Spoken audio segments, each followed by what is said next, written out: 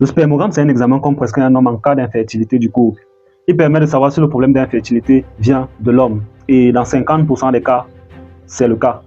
L'examen là, c'est la guerre. Pour faire cet examen, l'homme doit être en abstinence pendant 2 à 8 jours. C'est seulement la corvée. Tu blagues. L'échantillon ici, c'est le sperme. Et le prélèvement se fait de préférence au laboratoire. L'on donne un pot stérile à l'homme pour qu'il ramène du sperme. Il peut y aller avec sa femme s'il le désire, mais pas de coït. Ça veut dire pas de rapport sexuel. Rien que la masturbation, sans lubrifiant. En fait, dans l'idéal en tout cas. Pour la petite histoire, un jour à l'hôpital, il y a un homme qui est venu avec les problèmes d'éjaculation précoce. Et il voulait aussi faire un spermogramme. On l'a donc donné un pot pour qu'il nous ramène l'échantillon. Il a décidé d'aller avec sa femme. Donc, les deux sont allés. 1 heure de temps, on ne voit pas l'échantillon. 2 heures de temps, les gens n'apportent pas l'échantillon. On a commencé à se poser les questions que même. Tu nous perds le temps et tes histoires là. Ah, ok, ça va. Voici donc les quelques anomalies qu'on peut trouver après le rendu des résultats de l'examen. Nous avons d'abord l'aspermie, qui est l'absence de sperme ou d'éjaculat. Et puis nous avons l'hypospermie, qui est une petite quantité d'éjaculat, ou alors de sperme, éjaculat, sperme, éjaculat, sperme. La sténospermie, ici les spermatozoïdes dans le sperme sont faibles et avec une mobilité réduite. Donc on peut dire que les spermatozoïdes sont nonchalants.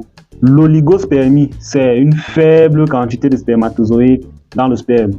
Donc les gars ne sont pas très nombreux. L'azoospermie, ça c'est l'absence totale de spermatozoïdes dans le sperme. Donc il n'y a même pas un. Bref. La nécrospermie, ça c'est quand on analyse le sperme, on trouve près de la moitié des spermatozoïdes qui sont déjà morts. Et le dernier, c'est quand les spermatozoïdes sont déformés avec 2 têtes, 2 queues. En fait, c'est malformation des spermatozoïdes. J'ai oublié le nom, mais ce qui est sûr est que ça finit avec spermie. Il est préférable de répéter cet examen 2 fois dans l'espace de 3 mois pour pouvoir confirmer le résultat. C'est ça dans l'idéal. En fonction des résultats qu'on va trouver, on pourra donc proposer des solutions médicales au couple. Toi donc qui ne veux pas la mort et la mauvaise santé de ton peuple, de tes spermatozoïdes, tu dois donc faire ceci. Éviter de porter les slips trop serrés, car ceci rapproche les testicules près du corps et cela va augmenter la température de ceux-ci. C'est pas pour rien que Dieu a mis ça dehors. La spermatogénèse a lieu à une température d'environ 35 degrés. Et si les testicules remontent, cela va monter la température à 37.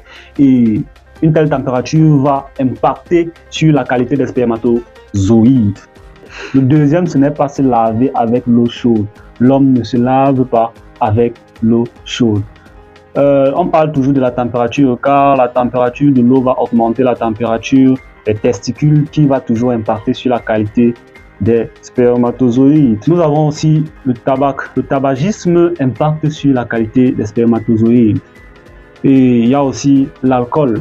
L'excès d'alcool nuit à la spermatogénèse et détruit et réduit la qualité des spermatozoïdes.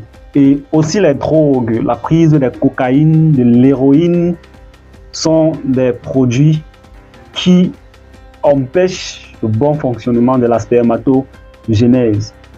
Le surpoids et la sédentarité sont des facteurs qui influencent aussi sur la qualité des spermatozoïdes. Donc, il est mieux et bon pour la spermatogénèse de maintenir un bon poids et de pratiquer des activités sportives.